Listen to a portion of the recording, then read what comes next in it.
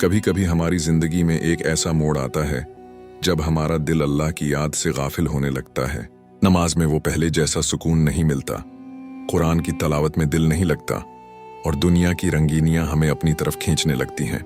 ऐसे में हमें लगता है कि हमारा ईमान कमजोर हो रहा है और हमें अल्लाह से दूरी महसूस होती है। क्या आप भी इन लम्हों से गुजर रहे हैं?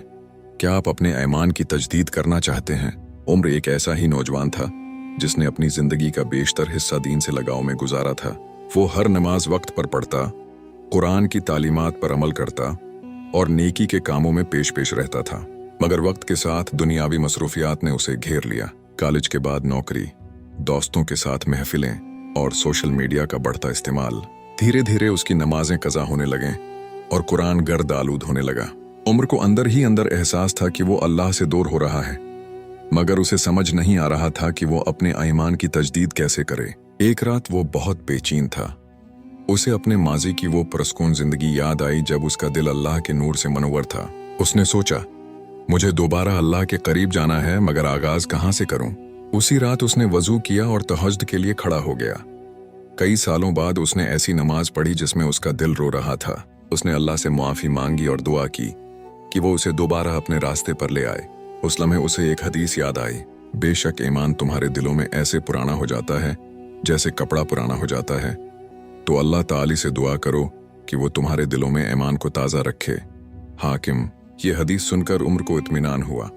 उसे समझ आ गया कि ईमान का कमज़ोर होना एक फितरी अमल है, मगर अहम यह है कि हम उसे तजदीद करते रहें। उस दिन से उमर ने अपनी ज़िंदगी में कुछ तब्दीलियां लाने का पख्ता इरादा किया। सबसे पहले उसने अपनी नमाजों को दुरुस्त किया और हर नमाज के बाद अल्लाह का जिक्र करना शुरू किया।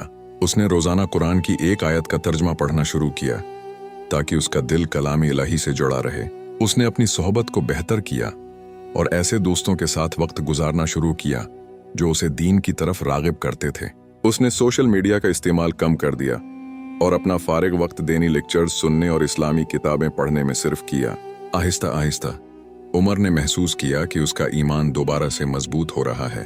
उसके दिल में वो सुकून और इत्मीनान वापस आ गया था जिसकी उसे बहुत उरसे से तलाश थी। ईमान की तजदीद कोई एक दिन का काम नहीं, बल्कि ये एक मुसलसल सफ़र है। हमें हर रोज़ अपने दिलों को अल्लाह की याद से ताज़ा रखना चाहिए, क्योंकि हमारा दिल बदलता रहता है। जैसा कि अल्लाह ताली कुरान में फरमाता है, यकीनन अल्लाह इस कौम की हालत नहीं बदलता जब तक वो खुद अपनी हालत को न बदलें जो उनके दिलों में है। सूरह सुर्राद 11। तो आओ हम भी आज से अपने ईमान की तजदीद का अहद करें, अपने दिलों को अल्लाह की मोहब्बत से भर दें और उसकी रिज़ा हासिल करने की कोशिश करें। या अल्लाह, हमारे ईमान को हमेशा ताज़ा रख, हमें अपनी याद और अपनी मोहब्बत से कभी गाफिल न कर। आमीन।